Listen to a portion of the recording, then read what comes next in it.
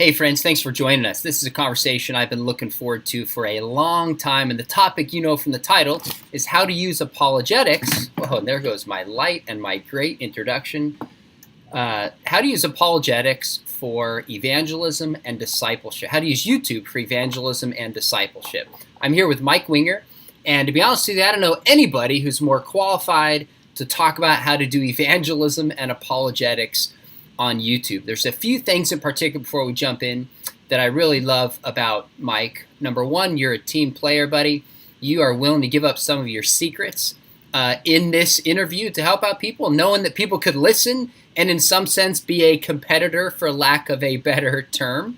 You've always been willing to help me out very quickly, which I appreciate.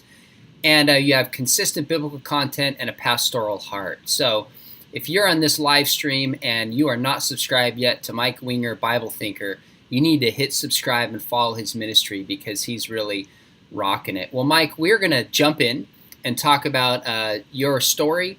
And we're going to start there, kind of your shift from a pastor full-time to doing YouTube Apologist. But also along the way, really get some practical tips for people, either full-time or part-time, who want to use YouTube more effectively.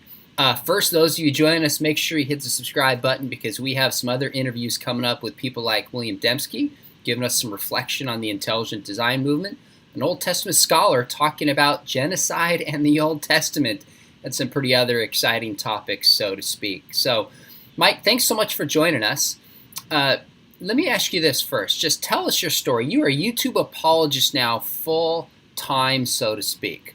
But you were first a pastor and then transitioned. So tell us kind of your story to becoming a pastor and kind of what you did.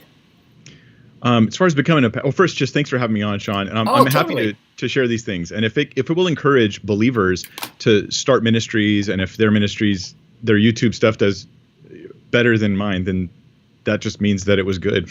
it was worth growing and worth supporting and encouraging. So I'm very happy to offer whatever insights I can that might help people do that. Now, I consider us all part of the same team, like you said. And Amen. With pastoral ministry, I never really actually. This is going to sound like I'm so holy, but you ask about my story. I didn't really set out to be a pastor. I just really wanted to serve in ministry, and I didn't. If it was painting the church or whatever, or cleaning toilets, I just wanted to do ministry.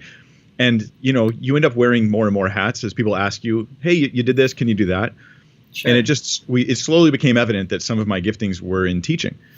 And so I felt under-equipped. So I went through the School of Ministry at Calvary Costa Mesa to try to get better at that, and ended up being a youth pastor at my church after serving in the youth ministry for years as a counselor, and did that for 13 years until just last year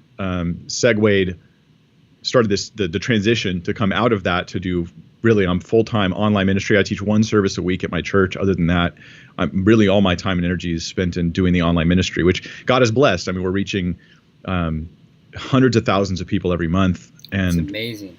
And getting feedback by God's. It feels like bragging to say this. I'm blessed and excited to be someone who's like, oh my gosh, I can't believe the impact that this is having. And it was a long shot. Right when I started doing YouTube, I'm like, the chances are pretty slim that I'm going to be successful at this. Let's be real. And so it's really amazing and satisfying. Yeah.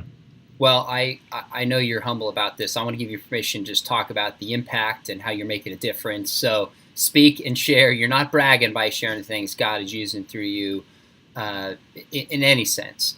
So let's talk about this. You started doing YouTube while you were a youth pastor. What was that first like? And why did you first start using it as a medium of outreach? And maybe I'm skipping ahead in some of the story here, but I was doing. I had a sense that I really do think was from the Lord, and the cessationists aren't going to like me saying this right now, but I really feel like the Lord laid it on my heart, and I very rarely say this, like every few years maybe, and I really felt like God laid it on my heart heavily that there was something I had to do that I wasn't already doing, and that if I didn't do this thing, figure this thing out, find this thing, then I was somehow failing God in a major way in my life. It was really weird. Wow. I've never had this, idea before, but I also had a sense that it wasn't at Hosanna, my church, and that I wasn't trying to distance myself. It just wasn't that. And so I started experimenting with doing online ministry because I wasn't going to leave my church. I'm still full time. And I thought, well, I'll try this online stuff. And the potential of reaching people is really high. I did some research and I looked into GodTube and I looked into an apologetics YouTube type website, another one. And I looked into various different platforms, ways you could get out there, doing, just all these different question and answer type platforms that are out there, Yahoo Answers. And Sure. YouTube is the one that I thought had the highest potential, would be the hardest to break through, but would also have the highest reward if I was successful in getting ministry out there. Okay. And they had, even at the time, I think it was over 1 billion monthly users. Gosh. And it's more than that now, but it's the second largest search engine in the world next to Google. And who owns YouTube? Google does. Exactly. And Google prioritizes YouTube even when you're doing Google searches. And people are going there more and more. And I thought the same kids that are going to YouTube right now to look for tutorials on everything all the games they play and things they want to do, they're the same ones that are going to search YouTube when they have questions about God eventually. And I thought, yeah, and of course it's dominated at the time, years ago, dominated by atheist, snarky, really low-hanging fruit atheism is what it's just cut all over the platform. When is this, by the way? What year are we talking about, roughly? This was probably like 6 years ago when I first just started. And I experimentally made a video. I think one of my first videos is like me just to see how it worked, like showing how to get a pick out of a guitar if your pick falls in your guitar. Because I'm a guitar teacher as well. It's like one of the many jobs, I do. Gotcha. Because, pastoral ministry of course, doesn't pay all the bills. So yeah, I just started making these short videos, and I tried weird, random things, just experimenting, trying to kind of get my footing. And it didn't really have a lot of traction. Then I made one video on a whim. Some Jehovah's Witnesses came to my door, and I had used the same tactic, going to a certain passage of scripture, asking them 2 specific questions. And I thought it was pretty successful. So I recorded this short video about, like, what do I say when Jehovah's Witnesses come to my door? And that video, long story short, it took off. I mean, even today, it's over 1 million views. And I'm embarrassed by it, too, because it's just dorky, the video. And it doesn't really represent a lot of the kind of content I produce now. But what actually started producing stability online on YouTube for me was when I just started producing regular content, regular weekly content. And I would take issues usually related to theology or apologetics, and I would try to go deeper than any of the resources I could easily find online. So that when somebody found this, they would be like, that's what I needed. Thank you. Like, I needed a little bit deeper. I needed more detail. I needed a better defense. And so I started producing that, and it was just very, very slow growth, years and years of doing it until now it's really taken off. And I've kind of got my footing now. I sort of know what I'm doing at this point. Well, this is a huge tip, because when I talked to you maybe 6 months ago and you said, hey, you created a great video. Good job. Now do another one, and then another one, and then another one. The key is just to keep producing. Is that really one of the keys, is just consistency over time? It is. It's a huge key, consistency over time, that you're producing. In fact, I would encourage people who are trying to do this, generally don't go for viral content.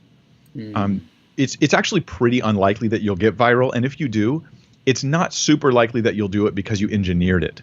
It'll be more likely that it happens just on a fluke. Unless if you don't need me if you're the kind of person that knows how to go viral, right? Because you understand how to engineer all but you won't just take a stab in the dark and be like, boom, viral.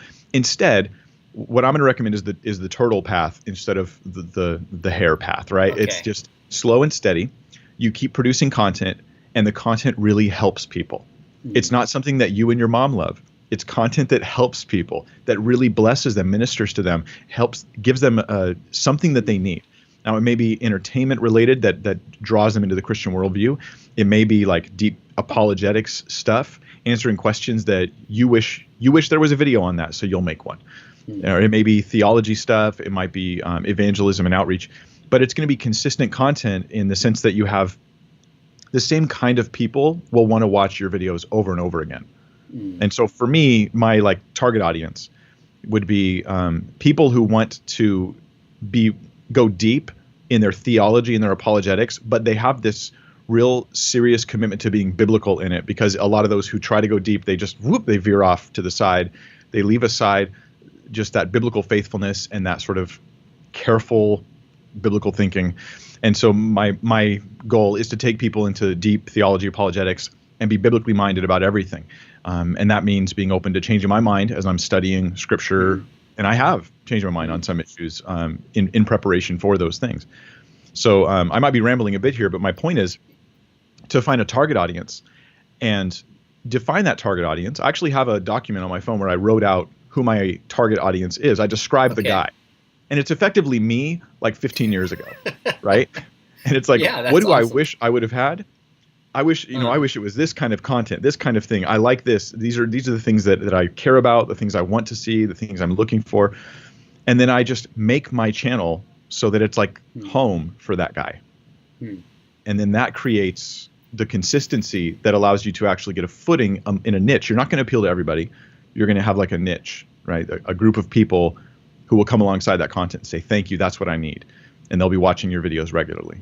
So in some sense, it sounds like when you say a target audience, the more specific that you are, the more successful you will be. And you can tell me if this applies to YouTube, but I've had people say, send me book proposals to look at. And I say, who are you writing it for? They're like, I'm writing for everybody. And I think, I'll always say, if you're writing for everybody, you're writing for nobody. You've got to choose your audience. How does that translate to YouTube? Yeah. So, for instance, let's say that you want to reach people who are unchurched. Okay, well that narrows your audience way down, doesn't it? And it totally changes the way you package your content. Because if you're trying to reach Christians who are looking to go deeper, you're going to approach this very differently. The unchurched, you're going to, every time you bring up something Scripture says, you may caveat it with something to try to help build a bridge with that person. Whereas to the church, you say that and it may turn them off. I mean, these are just different audiences, and so you have those people in mind. And if you try to reach everybody, then nobody says that's for me. That's for me. Instead, everybody looks at it and it just looks bland. It's not appealing to them. So yeah, I would say write out as detailed a description as you can of your sort of ideal viewer, the kind of person, how old they are, the things that they like and they don't like, the trigger points, the stuff that they see in the news and they go, that bugs me, or that is awesome.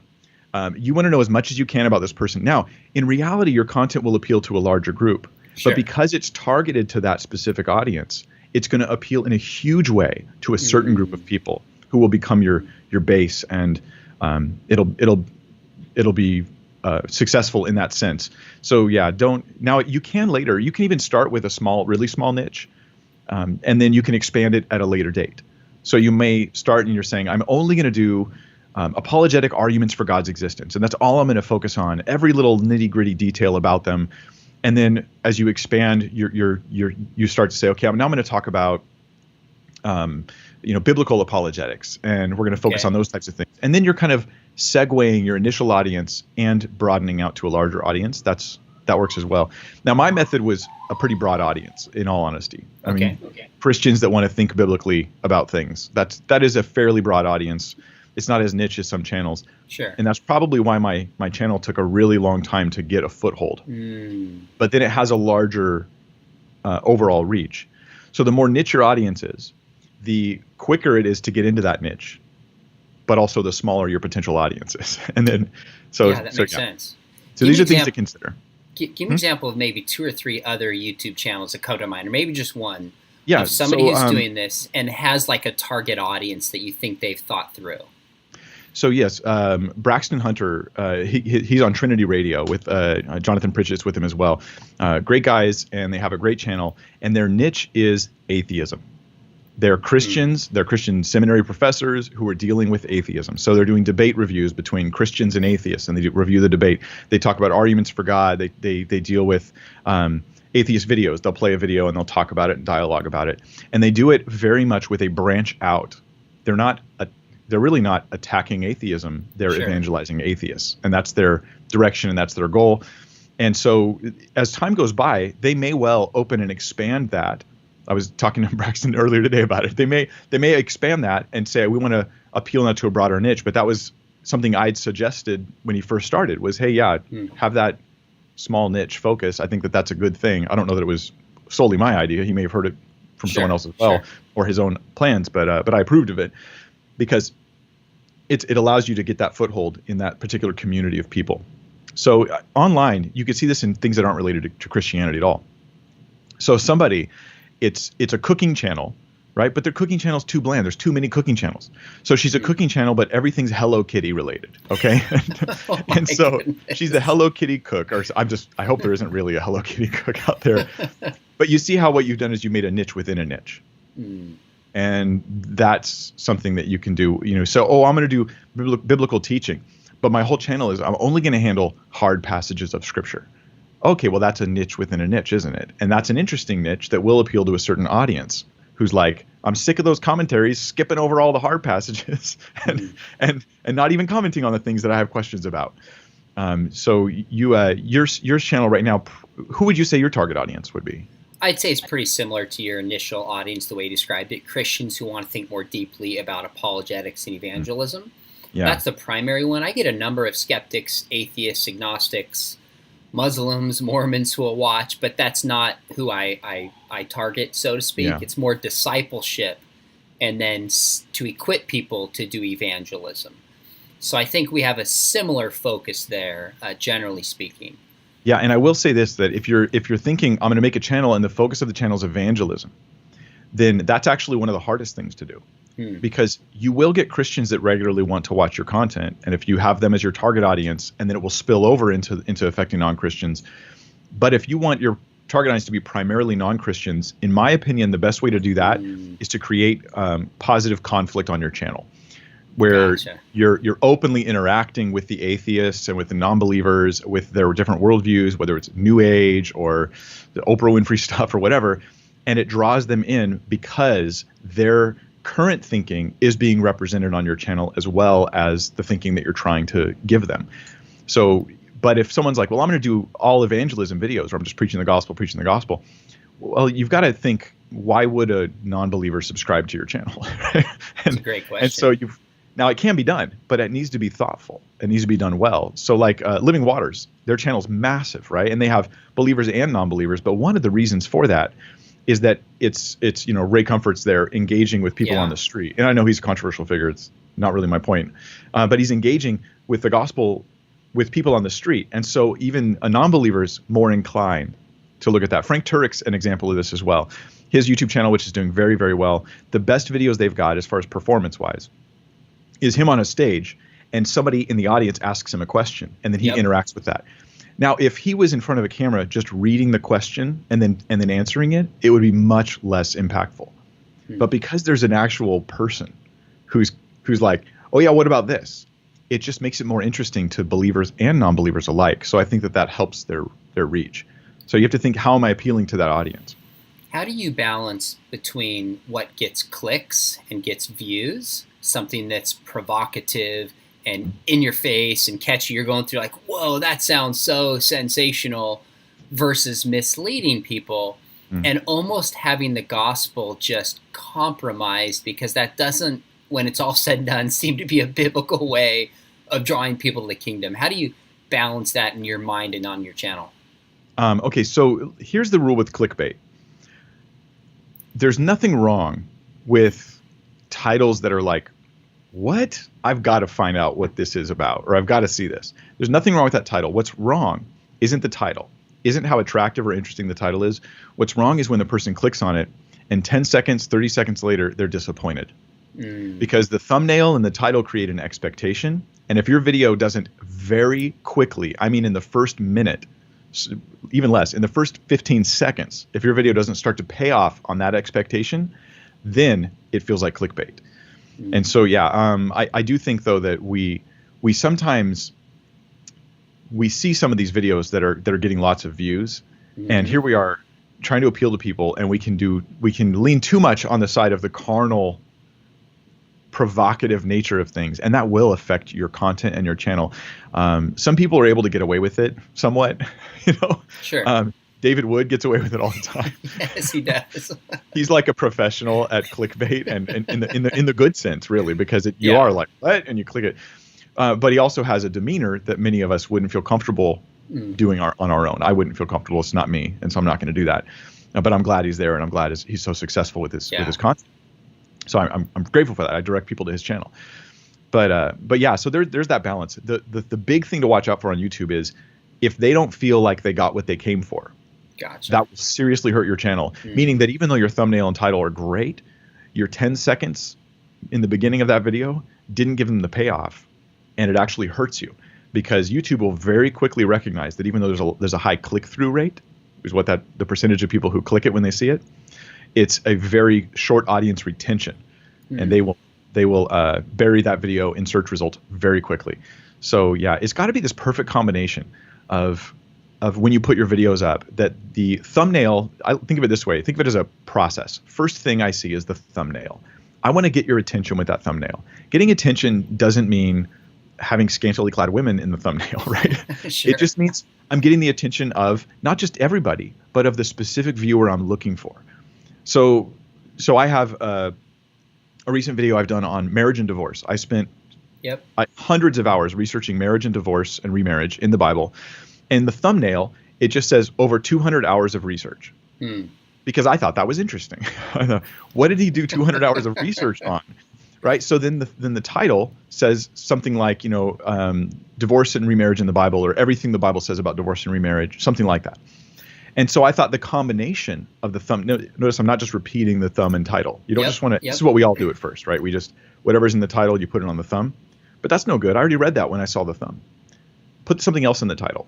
Make it a combination. Make it a little happy sandwich, right? Like one leads me to the next. The thumb gets me interested. The title gets me to go, okay, I'll click it. And the first 10 seconds are supremely important. So here I encourage people, you worked on your cool logo and you want to play like your 10-second intro logo. Don't do that. I think you'll have better results if you start with a payoff for them having clicked. And this doesn't mean, so here's what I see that I think is probably the less beneficial way of doing it.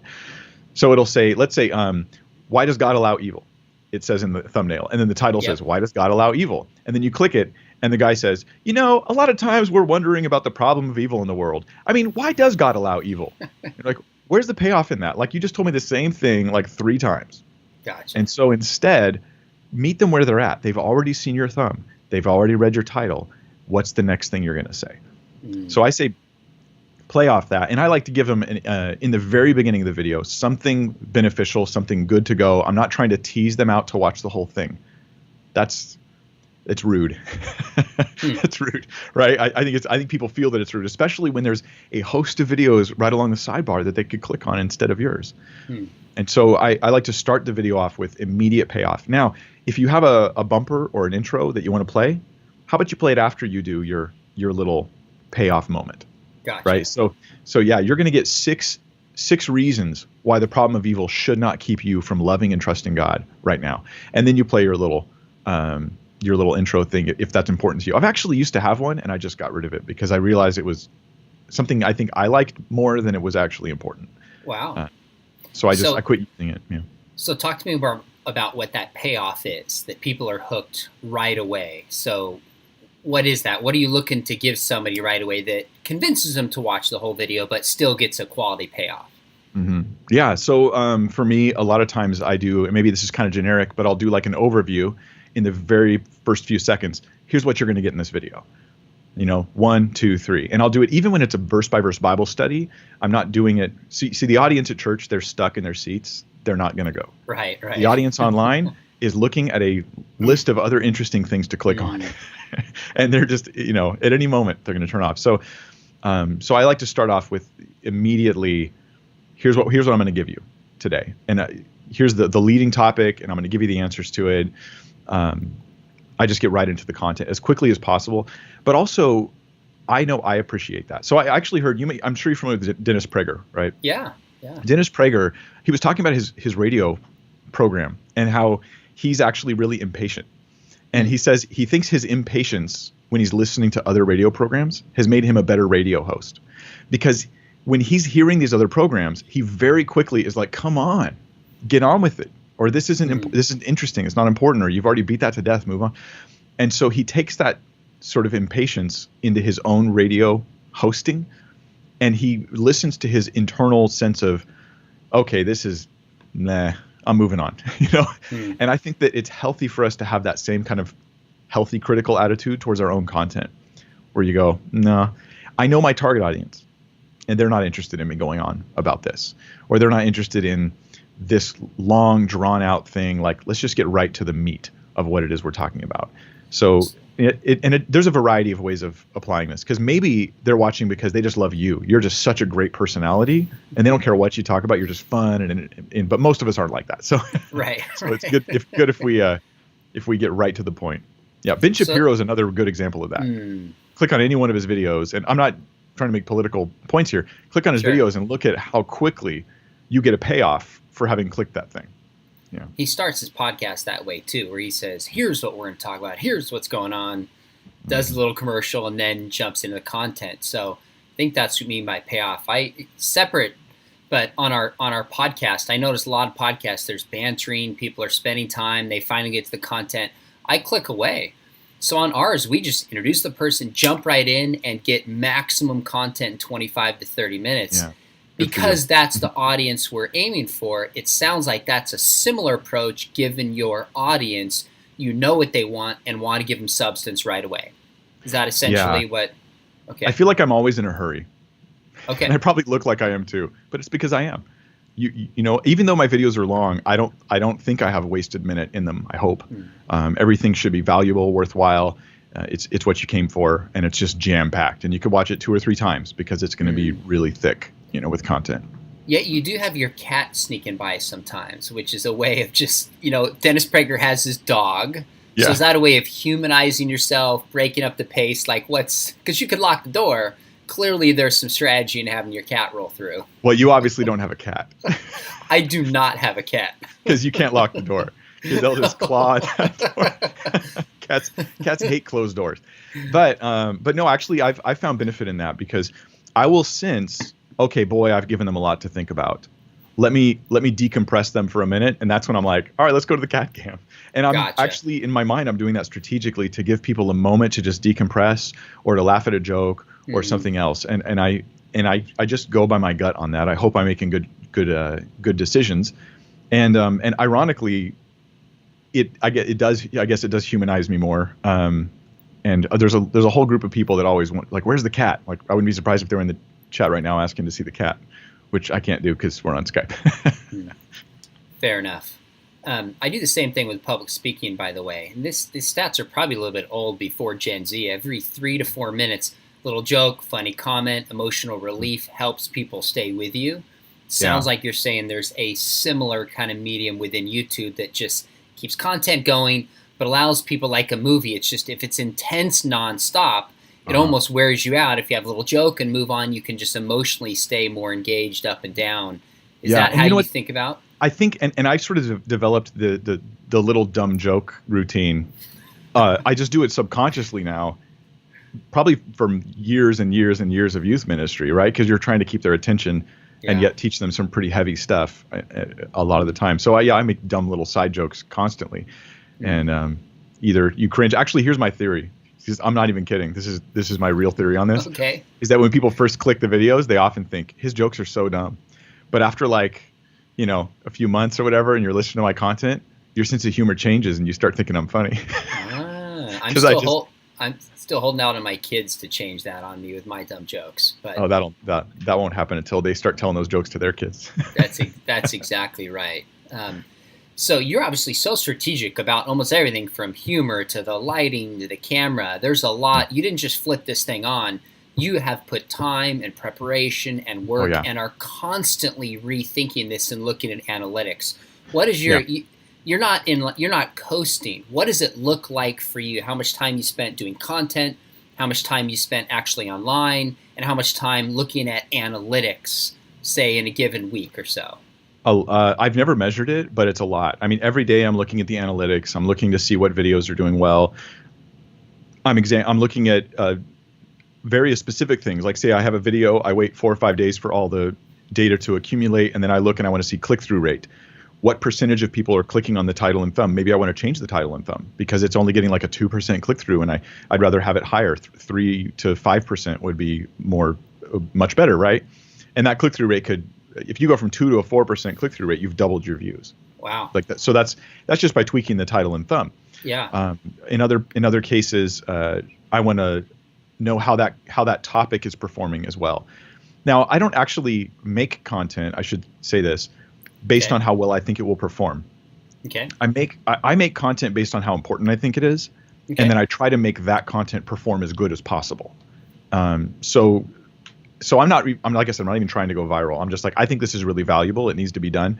And then I'm going to package it as the best way I can for YouTube. I'm going to package it the best way I can for online. So, all the title, thumb, intro, how quick the content goes, how it flows, trying to keep videos fairly topical, because if it's too broad of a topic, why would anybody click on it? It's just, I'm talking about things, and it's not so great. Recently, I'm going to be doing more Q&A videos, but that's partially because YouTube has changed the way they handle some of the video content. So now in your video description, you can put timestamps. And if you format them the right way, and you can look this up on YouTube, how to format your timestamps, then YouTube will actually break your video up into chapters.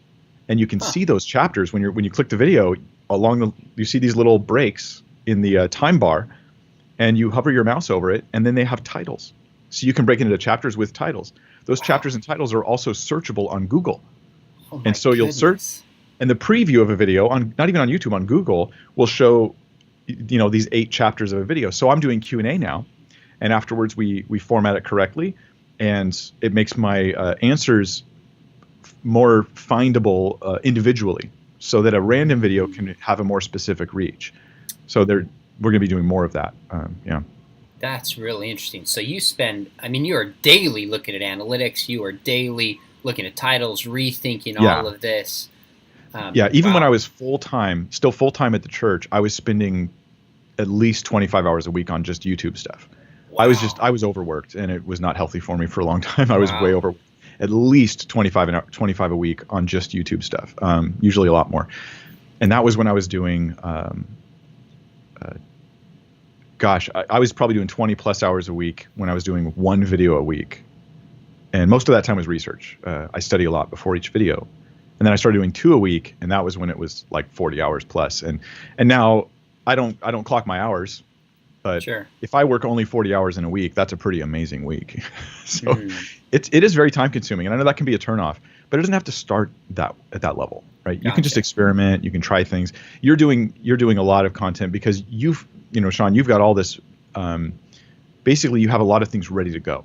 A lot of the work you've done in the past that you can pull from and that you can share. Me, I want to do, every video is different. I'm not redoing the same content. Most guys who do public speaking, they have like, say, 10 sort of canned messages. 2 canned messages.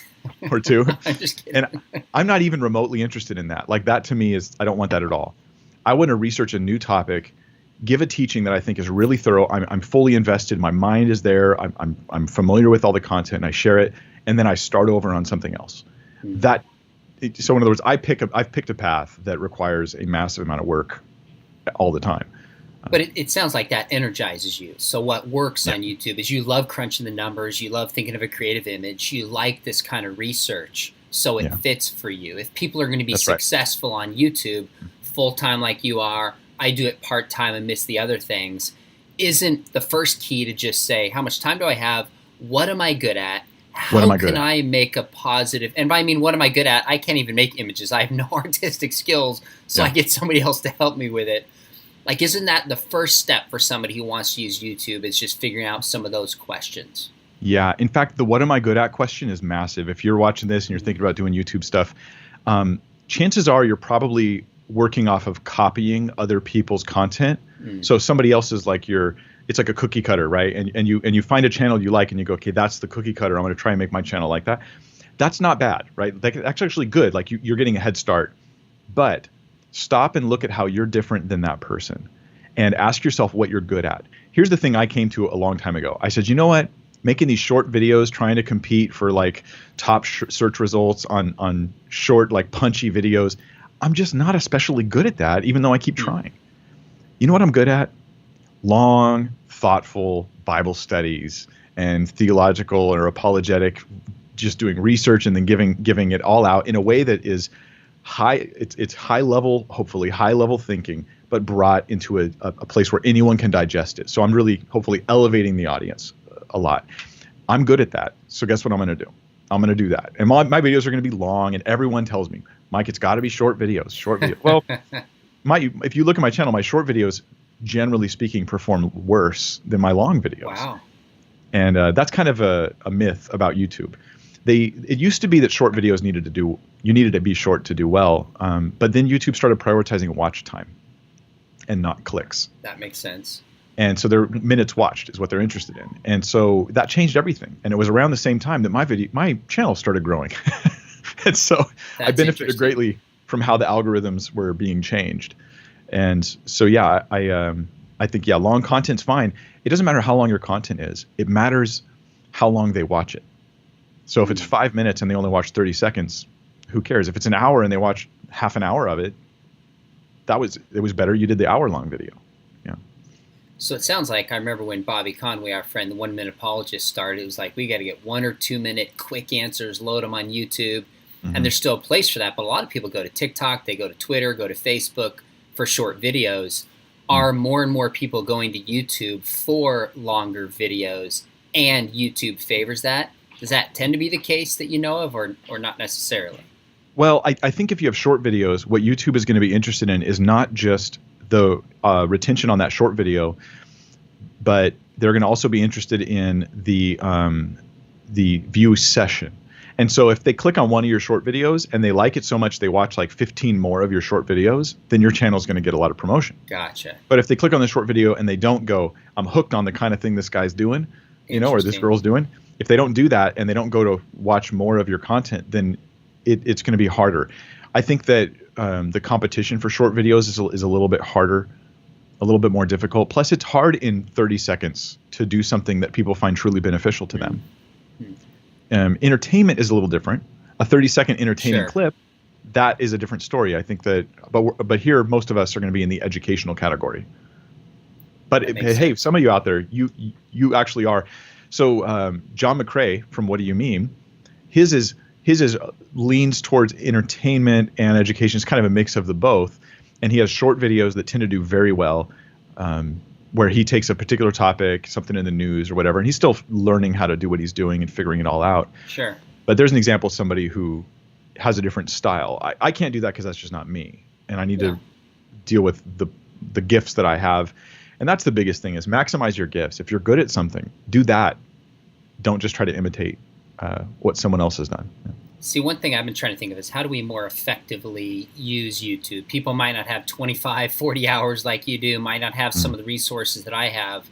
But even in our apologetics program at Biola, I've thought, what are some simple ways I could get students to just contribute and make a difference? Like, for one example would be response videos.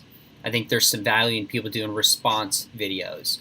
Yeah. Do you have any ideas of maybe practical, more simple things that wouldn't require that much time that some people who have another job and other responsibilities could do that would help in the broader world of like apologetics, evangelism, theology, etc.? So I think response videos work, but because so back in the day, years and years ago, you used to be able to tag a video effectively, and you'd say this is a video response to that video. And then it would perform better because if that video is doing good, then your video automatically gets some bleed over. YouTube actually didn't like that because there were all these YouTube channels that came up that were just response channels. And all they did was, it's happening now on Facebook, where there's all these people where there's a little face in the box and they're just playing some other famous video and reacting to it. And I find that kind of annoying, to be honest. and I mean, the ones on Facebook. Yes, I hear you. So what you'd want to do, though, with YouTube is if you're going to do a response, you have to make sure that your response has value. That's the thing. Value is the thing. It's value, value, value. So like if you're going to respond to the content that's there. So an example, John McCrae, he did a response video that was really successful. And it was to the Gungers, where the Gungers did this whole thing about how they were like mega church pastors. Now one's an atheist, and the other one's, I don't know what she is. She's kind of not Christian, whatever she is. And he did a response video to this, and it was very thoughtful and insightful. And he like really had a knowledge, like he got what was going on here, and he helped you understand it too. And that thing took off. To the rest of us, we might go, see response videos, but it wasn't that. It was that he understood it, and he gave you the tools to understand it too. So if you're going to do response videos, it's got to be valuable. It's got to be like, that was what I needed. Thanks, man. I don't need to think about that problem anymore. I've got the answer. So if you can do that, that's great. Other things that might work for people who are short on time is, I have one guy I know who's an apologist who I'm encouraging to do this, is he's so good at one-on-one conversations that I think he just needs to get skeptics and invite them on for an interview. He's so good at it. It will only take an hour of his time. He just do it live, right? It doesn't take a lot of time. He just gets people maybe out of his comment section if he wants. And he says, let's talk about your objections to Christianity. And then just talk to them. He's so good at those conversations. That's a gift. And like most of us who have gifts, he doesn't realize how good he is at it. So I'm trying to tell him. So if you're good at those conversations, that's a great thing to do online. If you're good at not only having a conversation, but making it so the viewer goes, wow, that was beneficial for me. Also, you could do it on the street where you take your camera gear, you get like a GoPro, attach it to your chest, and you got a microphone, or you have someone else holding a camera for you. And you go out and you interview people, and you could just take the best clips of those witnessing or evangelism or apologetics encounters and just put those clips, those best clips online. That kind of thing performs well if you're good at it. It's got to be something you're skilled at. So that's something that I think doesn't take as much time, because in one day of witnessing, you may end up pulling 9, 10, 15 clips that you could spit out one every few days on YouTube. And you're like, wow, so I did in one day of witnessing, I got like almost a month worth of video content. So that could be a way of budgeting your time. That's a smart strategy, to get a bunch done and then load them up and you have content moving forward. That makes a lot of sense. And you're leveraging the conflict, but in a positive way. I mean, the fact that there's two people disagreeing about an important issue, and then doing it in a way that hopefully sheds light on the truth. Yeah. So one thing you've been saying, correct me if I miss this, really the question is, how do I bring value to people that they walk away and say, that was worth my time, I learned something? That's a first question. And then a second question is, what are actually my abilities here? Am I good on camera? Am I good interviewing people? Am I good debating? What are the skills that I have? And finding a way to bring value through those skills through YouTube while loading stuff up with some regularity. Is that a pretty fair way of thinking about this? It is. And it used to be harder to do this, because YouTube would really reward you if you had really frequent uploads. But things change all the time on YouTube. The advice I give now may be different in 3 months. But as it stands, even if you're uploading more rarely, it's not as hard to break through now, because they've changed certain things. And this is because some of the channels that were doing things like really high quality CGI work, and it might take them 3 months to make a video, then they're not getting any traction, because YouTube had this kind of like, you have to have momentum, you have to have regular uploads. Gotcha. And so they shifted the algorithm, because they'd rather have higher quality content, not just larger amounts of content. And so, you can get by with less uploads, but they still recommend you do like at least one video a week. It's preferable. And I want to encourage you guys with this too, everybody listening. We inadvertently think, especially if you're very much churched, right? You inadvertently make videos for Sunday morning services or for youth group meetings instead of for people. And that is something that's very natural. You're making a video that you think could be shown on a Sunday morning or shown in a youth group meeting. Don't do that. Make the video for the viewers who are sitting on their cell phones, who are laying in bed, scrolling through, who are going online looking for stuff. Make it for the individuals. Everything else is very secondary, nice little bonus that someone, there's people who have, from, several that I've been told about, who have little weekly gatherings for home Bible studies, and they watch one of my videos for like the Mark series or whatever. And I'm like super excited by that, but I'm more focused on the individuals who are watching the content. That's the primary audience. So when you're making the content, don't think about impressing, this is the key, a pastor. Don't think about impressing a youth pastor and getting them to watch your content, unless your target audience is youth pastors. Instead, make content for individual people. Make it appeal to them, make it help them, help those people. And that's the thing that I told you, I think one of the first times we talked was just make videos that help people, and then keep doing that. Of course you'll grow. Of course you'll get a bigger audience. People are being helped. It seems inevitable. So if you just think about it this way, it's going to frame the way you explain stuff, the way you teach. Like, how does that flesh itself out in a video that you're thinking about the person watching this in bed on their phone, as opposed to a youth pastor? What does that look like differently? Yeah, well, when you think about making a short, like say a short apologetics video where you're answering a question, if you want it to be shown in church, you want to have a cool bumper, a cool intro. You want to have really good camera shots and angles and things like that, because that's the kind of thing that those guys are like, yeah, I want to play this for my youth ministry. But if you just want it to be played on YouTube, instead you're thinking, I have to compete with short attention spans and with a bunch of other suggested videos. And now I want to package the content so that it's immediately valuable and it makes you want to keep watching, not that it impresses people who have a more corporate kind of a perspective on things. Gotcha. And so it does change how I produce the content, but it also does something else. If I'm making my content for youth pastors, I speak a different language than if I'm making it for somebody who I'm thinking maybe they've never read the Bible. Maybe this is the first Christian kind of content they've clicked on. And so I don't assume they have knowledge of certain things. Maybe I have a video called The Bible for Beginners, where I try to approach it for people who are very clueless about those kinds of issues and being aware of that audience. If I have a video on Jehovah's Witnesses, I want to make sure to do it thinking that a Jehovah's Witness can watch this video. Right? It's not just being played in church. Jehovah's Witnesses are going to watch this. And so I do it with them in the audience in my head. And so these kinds of things change how I make the content. Yeah. So if you're speaking Jehovah's Witness, you're thinking, what are their barriers? But also, and I know you're hard on this, you definitely don't want to say anything that's going to offend a Jehovah's Witness. Not that a Christian should do this anyways. They certainly shouldn't. But sometimes content is produced as if I'm going to write about Jehovah's Witnesses and no Jehovah's Witness is going to actually watch this. That just doesn't happen today. You're thinking of them sitting in front of you in a very personal fashion, and that seems to shape the way you present, right? Big time, big time. And if I mention atheism, I better be thinking there's an atheist watching me. Okay. Right? And this takes away the caricature. And I know you're big on this too, is take away the caricature of those people and remember they're real people. And I don't want to act like, okay, so maybe there's a staunch, bitter, really closed-minded atheist who demonizes everything about Christianity and everything about God, and all he does is blaspheme all day long for fun, right? Okay, but actually most people aren't like that. And even most atheists I don't think are like that. And so when we make content with them in mind, we can hopefully build a better bridge to having them listen. I'm not saying I do that perfectly. I'm still always learning how to do it. Sure. And that's one of the things that changes you online is you're looking at your comment section and you're interacting with the people and you're like, wow, this person watched the video. Was I thinking about them when I made that video? Wow. Well, that's who watched it, you know? Wow.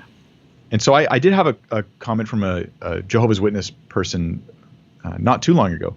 And she wrote to me, or maybe it was a letter she wrote, and she said that she had always tried to watch these videos from non-Jehovah's Witnesses, but she could never get past the first 5 minutes because they were so insulting.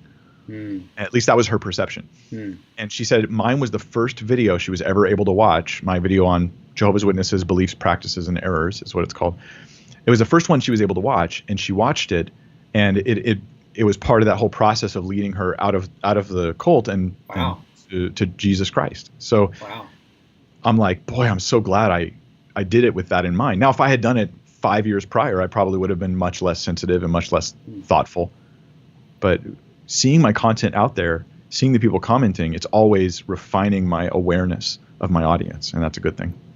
That's awesome. By the way, that video still pops up on my channel sometimes. I'm like, oh, there's Mike, like 6 years ago, holding up a Bible, looking a little goofy. He's coming a long way since that then. one, yeah. This one got like 2 million hits or something. So that was like 6-7 years ago, something. And then there was another one 4 years ago, and that one actually has more views. And it's an hour-long video, and I just systematically teach through Jehovah's Witnesses, the beliefs, practices, and errors.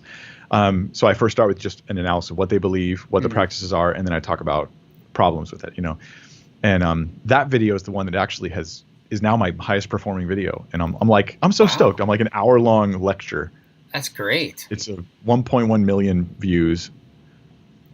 Hey, give me a sense of the kind of religious landscape from your experience on YouTube.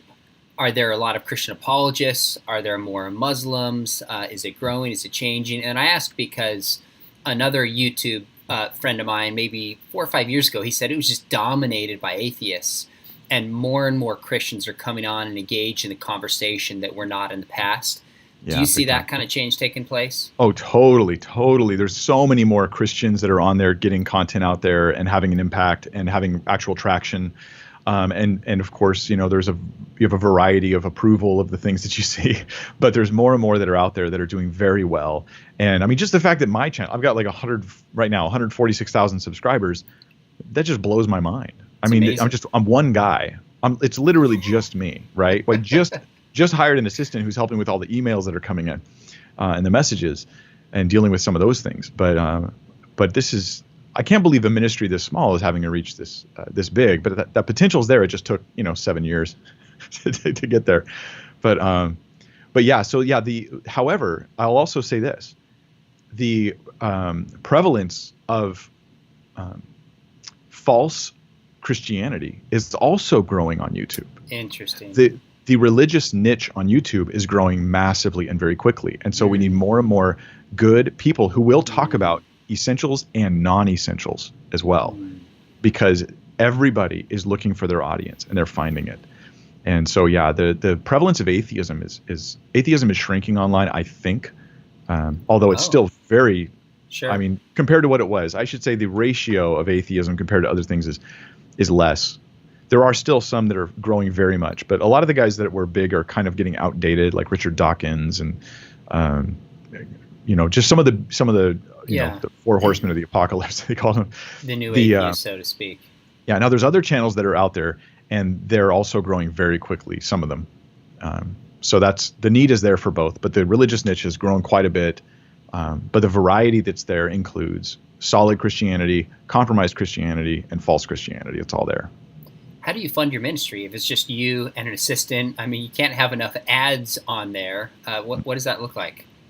So it was about, I don't know if it was 2 years ago. I'm fuzzy on the timeline of it, but that was when my pastor came to me and he said, I had 10,000 subscribers initially. This was actually longer than 2 years ago. I had 10,000 subs, and he says, I think that YouTube and this online ministry is going to be your future ministry. Wow. And even though for years I was on deck as when he retired, I was going to be the next senior pastor. That was the plan. And he says, I think that plan needs to change. And that this is, in his words, he goes, I think this is bigger than Hosanna and you should focus on this. And I was not a happy camper. Wow. Why? Because I was like nervous about it. I was uncertain. I've never seen anybody do what I'm doing before and be successful as a full-time thing. Everyone says YouTube's great for putting your content out, but you're not going to receive support from that platform. That's what everybody had told me. And then I start getting all these messages that I'm going to have to go out and start meeting with all my loved ones and asking them to support my ministry. And I'm like, oh Lord, I don't want to be that guy. So I remember asking somebody who was part of a well-known ministry, what do you think about the chances are, I said, of me just saying, hey, I need support, and then just seeing what happens, and that being enough to support me. And she was like, that would be really nice, but that's just not how it works. Wow. And they were recommending I needed products. I needed to like make products that aren't available online that you have to buy. Yep. And I thought, I don't want to be in any of that stuff. I want all my content to be totally free. I don't want to charge for anything I don't have to. And so I just started asking. I said, hey, look, I have a ticking clock with me being on staff at church. If I'm going to focus full time on this, there isn't going to be a place for me on staff at my church. My church doesn't have the funds for a full-time, effectively online missionary position. There's just no money there. And I'm not going to be youth pastor because I'm going to do it full time, which means they got to hire someone else to replace me. And so we started the transition. It was about a year of transition to bring someone else into the youth ministry. And I started just saying, hey, at the end of a video, I'm really not comfortable with money stuff. So I would just say at the end of a video, hey, if you love this ministry and you want to help support what I'm doing, there's a link in the description. And slowly people just started supporting. And long story short, right now we have enough support coming in from people just great by me occasionally having mentioned it that I'm good. Like we're able to move forward. Right now we're incorporated, just got incorporated. We're becoming a 501c3. We're going through that process and moving toward we're becoming our own entity, having our own identity. So yeah, I just, I guess I have a pretty significant number of followers now. And enough percentage of them I think honestly, the ministry has really benefited them personally and they want to see it continue. And so they offer support. I don't harp on it. I don't ever start a video by asking for support. I would never do that. I know a lot of guys do it. I think it's weird. Hi, welcome. If it's your first time here, I'd like you to support me on Patreon. Like, I think that's kind of weird, to be honest. My preference is, no, if you watch the whole video at the end, then maybe, you'll consider it. And I'm not going to make a big deal about it. And that's worked for me. It's not typical, though. So honestly, most guys, they have to do the hard work, right? I think you know this. They have to do the hard work of meeting with people and reaching out and asking for support and asking people, can you give this much? Can you give regularly? And maybe God knew I was allergic to all that and just gave me an easier way out.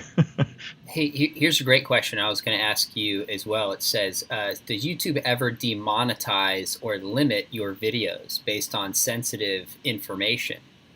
And I guess on top of that, do you have fear that would happen? And does that shape the topics maybe you choose to cover and don't cover? Okay, so demonetizing and limiting your videos are two very different issues. So demonetizing just means you're not going to get ads running on those videos. And I don't even blame YouTube for doing that, to be honest. If I have a video that's about abortion, chances are a lot of companies don't want to be running ads on that video because they're not looking for heat. They're just trying to sell teddy bears or whatever. And so they don't want to be on a video about abortion or some controversial issue. My videos get demonetized when they are related to abortion, homosexuality, Israel. I talk about Israel in prophecy. Regularly, those would get demonetized. Wow. Yeah, but most of them aren't. Most of them are not suffering from that. And then I run minimal ads because part of this is that you want to partner with YouTube. You want to be a positive part of the environment online. You want YouTube to want you to be there. That's part of this. The long-term strategy I have for helping Christians stay online is that we're not, well, YouTube, you'll get no money from what we're doing. Like, well, why would I do that? Like, why not have them run ads? I just do small numbers of ads. But now the other side, limiting the reach of videos, that is very rare. In my experience, it has happened a couple times, and when it has happened, I've generally been able to appeal, and sometimes it's been very difficult, but I've got those videos restored.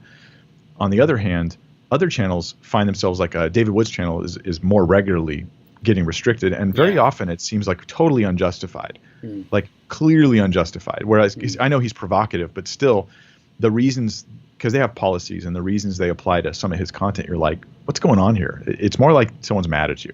And YouTube is not that great at limiting that. So here's my theory. My theory is this. Probably you're going to be okay producing your content, even if it's controversial, as long as you're not intentionally hateful. Like, you try to be gracious, try to be thoughtful, try to represent Christ well. But there's a chance you'll get targeted. And if you get targeted, something bad could happen. It's kind of like winning the lottery in the bad way. And if you do get targeted, they could right now go to my channel, find 3 videos that they don't like, give me 3 strikes, delete my whole channel. Wow. But YouTube doesn't generally want to do that so far. And if it happens, it happens, and then I'll try and recover and seek other ways of doing ministry online. It may happen. Maybe next week my whole channel's gone. But most likely it'll still be there.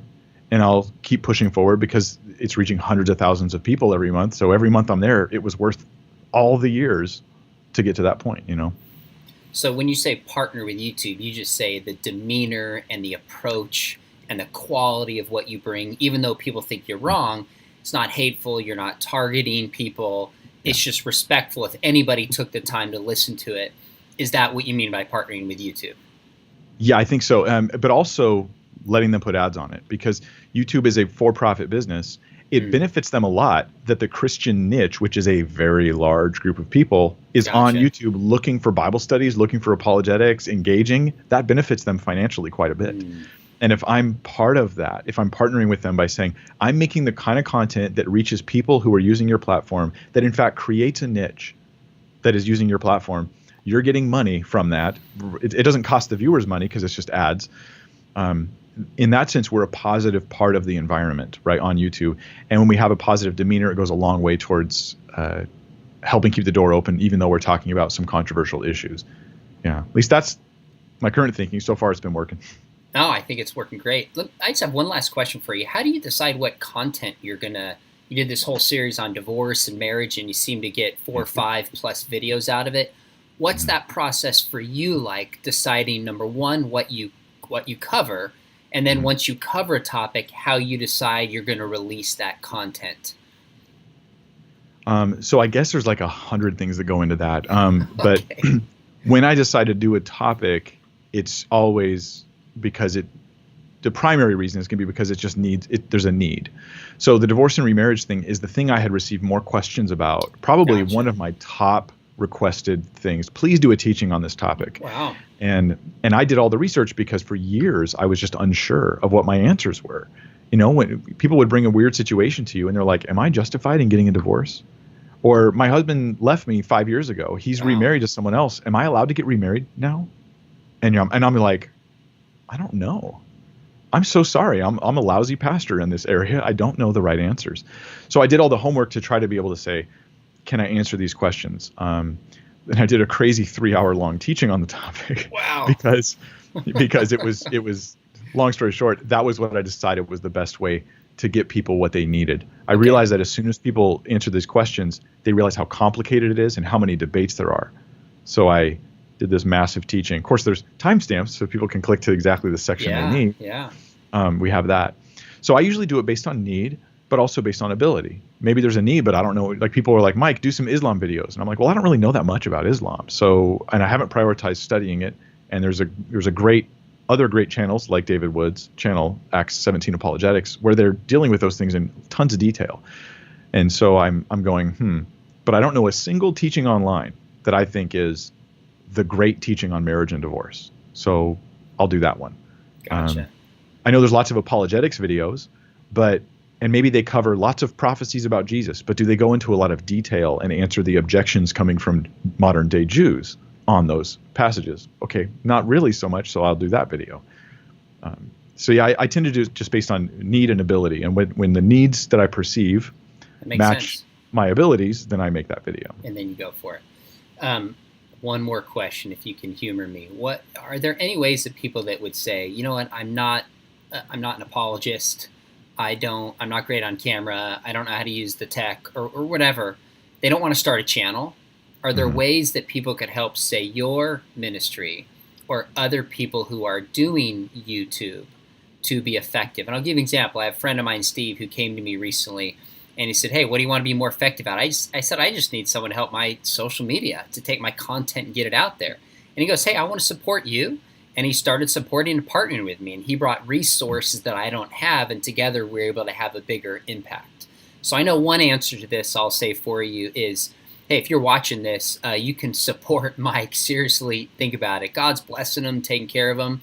But he is making a difference out there. He's teaching scripture, doing it graciously, a team player for other apologists. So you can go to his YouTube channel, Bible Thinker, and just $1 a month, $10 a month, whatever it is. If you want to support somebody who's really reaching people, Mike is doing that. Can you think of any other practical things that people could do to help out YouTube apologetics like that? I think there's lots of things they can do. So like, let's say that they love what you do.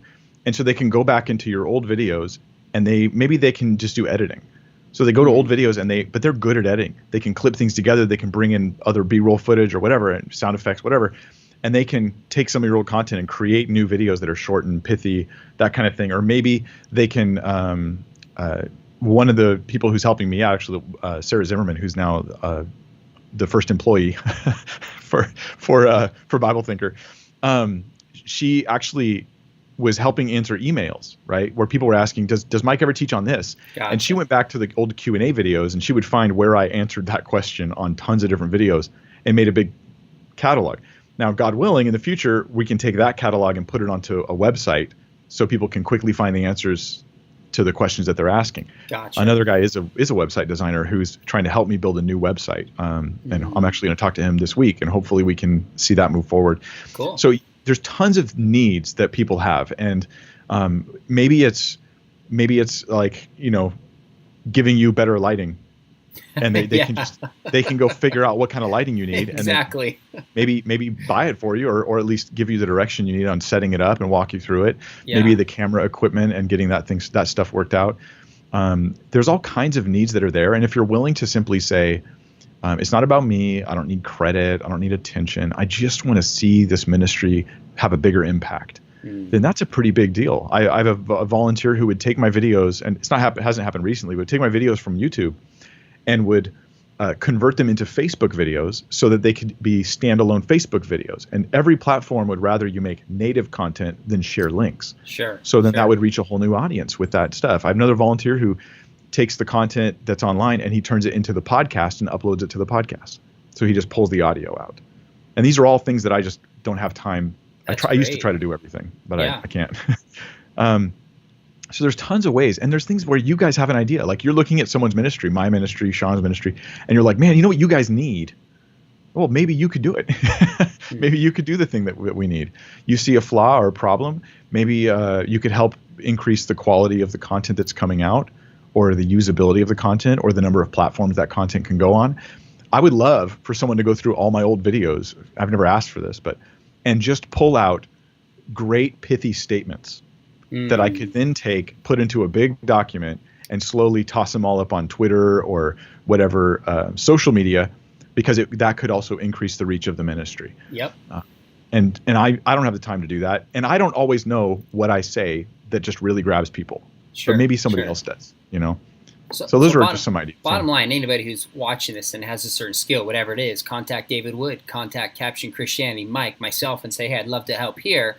And it just helps expand the reach and ultimately evangelize and disciple more people. So, Mike, I love it. I kept you a few minutes over, so I appreciate you being generous with your time. Great practical content. Again, I really appreciate that your heart is to be a team player, to stick to Scripture, and bring people substance. I just hope and pray God blesses your channel even tenfold, because it's really just building the kingdom. So thanks for doing that. Thank you, Sean. And can I say, I love what you're doing online, and your demeanor and your approach to apologetics and your heart for it. Being someone who's like soaking in all this kind of stuff, like I see that, and I get your heart and your approach, and I think it's incredibly valuable and very needful. And I'm hoping that your platform just continues to grow. I know you juggle a million things. If anybody needs help, it's going to be Sean. He's doing tons of things. You're a professor. You've got a ton of different speaking things that you do, and you're trying to break into YouTube more. And I hope that it's very successful. Well, I appreciate you saying that. I want to help, and team effort. We're all in this. Whatever our lane is, do it well, is what J. Warren Wallace has certainly taught us. Well, last thing, I do want to give a quick commercial. Biola Apologetics actually sponsors and helps me put this channel together. So if you have watched this, enjoyed this, ever thought about learning to do apologetics well, thought about getting a master's degree, we have a distance program. Would love to have you join us at Biola. There's information below. We also have a certificate program where we will kind of walk you through some formal apologetic training and give you little simple tests and assignments, really just to keep on track to learn apologetics formally. So that is also below. Make sure you hit subscribe, first to Mike's channel and then to mine, because we have some great content and information coming up. Mike, thanks again for doing this and for your ministry, and everybody for joining. Sarah, and we had one other helping us out here on the channel, Rock and Roll. Thanks for being great kind of guides through the chat. We appreciate it a ton. And good night to everybody.